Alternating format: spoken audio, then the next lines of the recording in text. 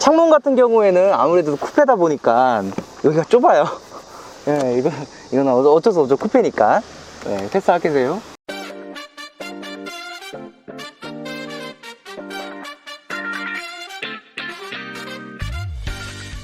안녕하세요, 리스준입니다. 오늘은 제가 GLC 300이 쿠페 모델을 가지고 왔습니다. 자, 이 차량은 플러그인 하이브리드 모델이고요. 이제 플러그인과 하이브리드에 대한 차이는 분명히 존재를 합니다.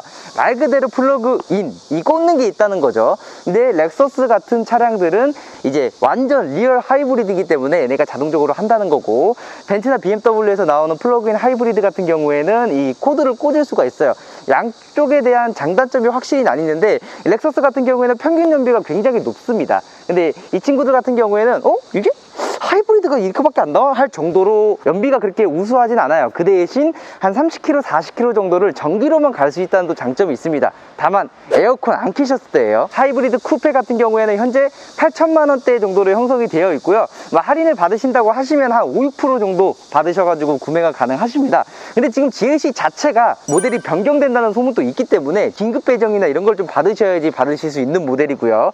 우선 기본적으로 쿠페다 보니까 AMG 라인 패키지가 전부 다 들어가 있습니다. 예전에 제가 GLE 리뷰를 할 때도 이제 GLE 쿠페였는데, 그 친구 같은 경우에는 여기 크롬 디자인으로 돼 있었거든요. 근데 얘는 그래도 동생이잖아요. 어디 형이랑 똑같이 저기 할 수는 없으니까 얘 같은 경우에는 그냥 샤크는 하지만 크롬 디자인은 빠져 있고요.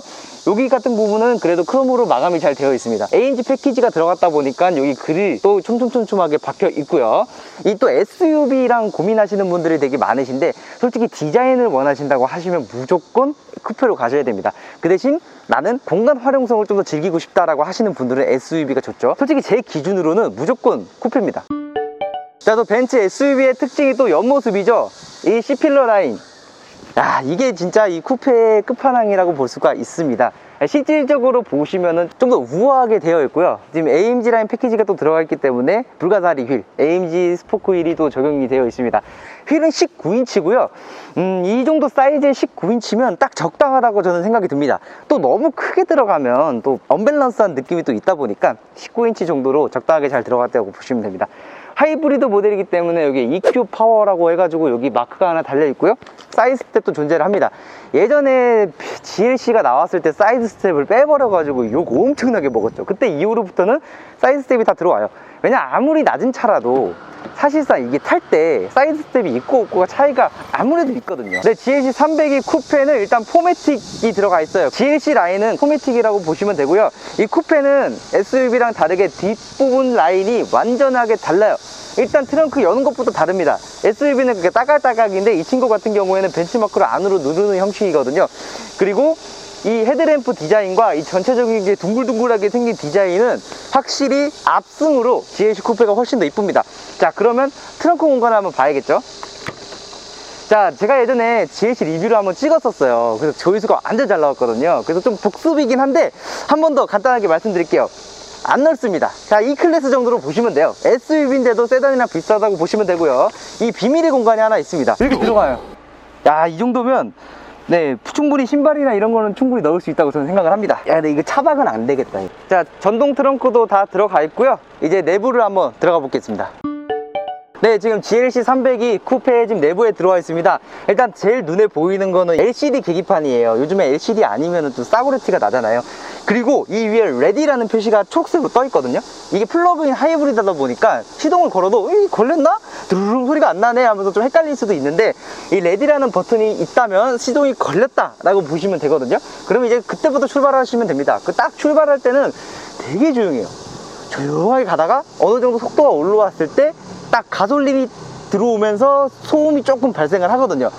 그런 느낌이라고 봐주시면 됩니다.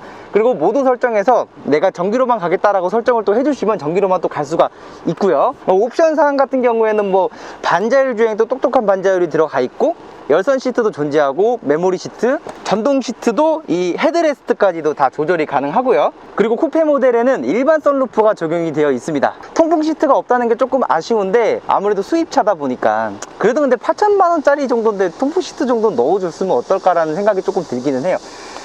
근데 또 반대로 벤츠 통풍 시트는 또 그렇게 엄청 시원하기보다는 좀 선선한 느낌이 좀 있기 때문에 참고해 주시면 좋을 것 같습니다. 자, 그리고 이제 새로 나오는 벤츠 차량들은 또 MBUX가 전부 다 탑재가 되어 있기 때문에 내비게이션 터치가 가능하다는 점 참고해 주시면 좋을 것 같습니다. 그 실내 내장재를 보시게 되면은 뭐 이거는 뭐 그 일반 그냥 가죽 같은 느낌? 네, 이건 나쁘지 않을 것 같고, 센터페시아 같은 경우는 블랙 우드로 되어 있어요. 이거는 예전에 제가 GLC 리뷰했을 때랑 좀 비슷하네요. 그리고 쿠페 차량이다 보니까 뭔가 차체가 SUV 치고는 조금 낫다는 느낌이 조금 들고요. 더 좋아진 거는 예전에는 진짜 이 반자율 주행도 없었거든요. 페이스리프트 모델임에도 불구하고. 근데 이제 반자율 주행이 추가가 됐습니다. 이 수입차 같은 경우는 연식이 계속 바뀌면서 뭐를 계속 넣거든요. 이 소비자에 대한 그 동태를 보면서. 한국 사람들한테는 뭐 앞뒤 열선, 통풍 시트, 반자율은 무조건 국룰입니다. 그거 없으면 막 혈안이 돼가지고 막 난리가 되나 보니까 저도 그렇고요. 자, 앞쪽에서 설명을 조금 못 드렸는데 이 차량은 이제 하이브리드 모델이다 보니까 이제 배터리 중량이 있잖아요. 그래가지고 조금 더 뭔가 묵직함이 좀 있다라고 생각해 주시면 될 것 같아요. 큰 차이는 없으니까 그냥 원하시는 거 사시면 됩니다. 자, 그리고 이제 뒷좌석 레그룸 같은 경우에는 여유롭습니다. 제가 대한민국 평균키인데 여유롭고, 헤드룸 같은 경우에는 머리카락이 살짝 닿는 느낌이에요. 그러니까 이렇게 딱 섰을 때 이 정도, 요 정도 공간이 나옵니다. 뒷부분에 또 움푹 패여 있는 게 있다 보니까 뭐 이렇게 해서 계속 차 타실 거 아니잖아요. 이렇게 눕는다고 가정을 했을 때는 제 기준으로는 크게 이상이 없습니다. 그리고 뒷좌석 열선도 있네요. 창문 같은 경우에는 아무래도 쿠페다 보니까 여기가 좁아요. 예, 이건 어쩔 수 없죠. 쿠페니까. 네, 오늘은 이렇게 GLC 300이 쿠페 모델을 지원을 받아가지고 제가 리뷰를 해봤고요. 디자인적인 부분이 살짝 물고기 닮긴 했는데 되게 이쁜 물고기라고 보시면 될 것 같습니다. 저는 굉장히 만족스러운 차고요. 이 사모님들 같은 경우에는 GLE 같은 큰 차 운전하기 힘드시잖아요. 그러신 분들한테 너무 추천드리고요. 이제 한 30 초 정도 돼서 이제 수입차로 넘어가 봐야겠다 하시는 분들한테도 좀 추천드리는 모델입니다. 이 차량 같은 경우에는 현재 재고가 그렇게 여유 있지는 않은 상황이에요. 외부 내부 색상만 알려주시면 제가 전국 재고를 한번 찾아볼 테니까 관심 있으신 분들은 상세 설명란에 있는 오픈 채팅 혹은 연락처로 연락 주시면 감사하겠습니다. 오늘 리뷰는 여기까지 하겠습니다. 감사합니다.